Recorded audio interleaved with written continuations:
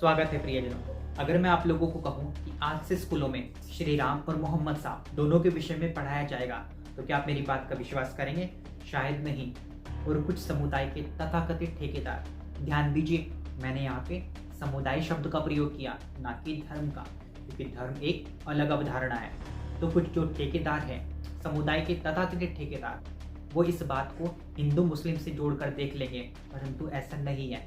ये बिल्कुल सत्य है। बस स्कूलों में नहीं, मदरसों में पढ़ाए जाएंगे श्री राम और मोहम्मद साहब। और इस कार्य को अंजाम देने का बीड़ा उठा रहे हैं उत्तराखंड वक्फ बोर्ड के चेयरमैन शादाब शम्स जी, जिनको मैं चेयरमैन नहीं, एक रियल हीरो कहूंगा। सुनिए उनका बयान। से बनाने जा रहे हैं, जिसको मार्च से पहला सेशन हम स्टार्ट करने जा रहे हैं, जिसका उसमें हमारा मानना है कि हम दुनिया के साथ कदम ताल करें और इंग्लिश मीडियम में उस सिलेबस को हम उतारें। तो उसमें आदमी उनको पढ़ाता है, उनको पढ़ाना चाहता है जिनकी गाथाओं पे उसे गर्व होता है। तो हम ये कहते हैं कि हम मदरसे के अंदर मोहम्मद साहब को भी पढ़ाएंगे और मोहम्मद साहब के साथ साथ हम भगवान श्री राम को भी पढ़ाएंगे। तो उत्तराखंड के 117 मदरसों में श्री राम और मोहम्मद साहब के विषय में पढ़ाया जाएगा और औरंगजेब के विषय में अब नहीं पढ़ाया जाएगा। शादाब जी कहते हैं कि श्री राम का डीएनए हमसे मेल खाता है और हम सब हिंदुस्तानी हैं। मैं ऐसे व्यक्ति को हार्दिक रूप से बधाई देता हूँ जो जाति मजहब से ऊपर उठकर सिर्फ अच्छे गुणों को स्वीकार करने के लिए हमेशा तत्पर रहता है। तो एक बार मैं अपनी तरफ से इस व्यक्ति का, इन शादाब शम्स जी का हार्दिक रूप से धन्यवाद करता हूँ कि उन्होंने इस स्टेप को लिया। और राम जी को पढ़ाने का एक कारण और भी है, जिसको आपको ध्यान से सुनना चाहिए।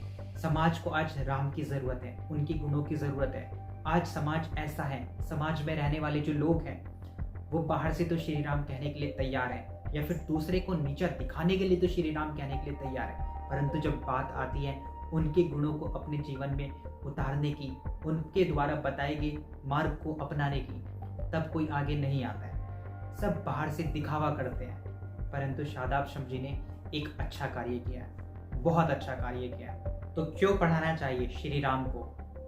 कुछ कारणों पर प्रकाश डाल लेते हैं। कौन पिता नहीं चाहेगा कि उसका बेटा राम जैसा हो? एक ऐसा बेटा जो अपने पिता के वचनों को पूरा करने के लिए राजपाट सब त्याग देता है और वन में जाने के लिए तैयार हो जाता है। या फिर कौन भाई नहीं चाहेगा कि मेरा भाई लक्ष्मण जैसा हो, जो यह देखकर कि मेरे भाई ने राजपाट सब त्याग दिया है और वन में जा रहा है तो मैं भी सब कुछ त्याग दूंगा।